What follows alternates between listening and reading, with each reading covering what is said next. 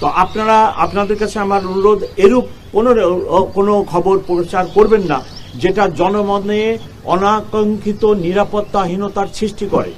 আপনার 2 মিনিটের ভিতরে 1 মিনিটের ভিতরে এই ঢাকা শহরের খবর ব্রাজিল চলে যাচ্ছে। এমনকি যদি টাওয়ার থাকে, ব্রাজিলের আমাজন বনভূমিতেও যদি টাওয়ার থাকে কমিউনিকেশন হয়ে যাচ্ছে।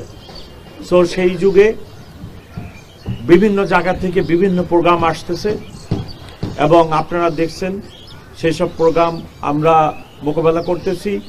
এবং প্রোগ্রাম তো দিতেই পারে, ভিডিও বার্তা মিডিয়ার জগৎ প্রোগ্রাম দিতেই পারে এবং সেগুলো তো আমরা প্রতিদিনই মোকাবেলা করে যাচ্ছি।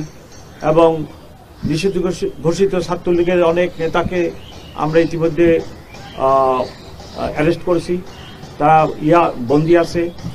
আর তারা যদি এরকম কোনো অ্যাটেম্প নেয় অবশ্যই আমরা ব্যবস্থা নিব। তবে আপাতত দৃষ্টিতে আমি কোনো আশঙ্কা দেখি না। আপনাদের কাছে আমার বিনীত অনুরোধ, আপনারা এমন কোনো সংবাদ পরিবেশন করবেন না যেটা জনমনে নিরাপত্তাহীনতার সৃষ্টি করে। সম্প্রতি একটি খবর, আমি সেই খবরের প্রতিবাদও করেছি, প্রতিবাদও প্রথম পাতাতেই ছাপা হয়েছে যে ঢাকা শহরে এত কোনো পেট্রোল পাওয়া গেল না, এই ধরনের। এবং আমি পুলিশ কমিশনার, আমার একটা মেকানিজম আছে, আমি সেই মেকানিজমের মাধ্যমে রাত্রিরে এবং দিনে ঢাকা শহরকে নিরাপদ রাখার চেষ্টা করি। সব ক্ষেত্রে আমি সফল হই, আমি সেটা দাবি করি না। 2-2.5 কোটি লোকের শহর, এত ঘনবসতিপূর্ণ শহর পৃথিবীতে আর দ্বিতীয়টি নেই।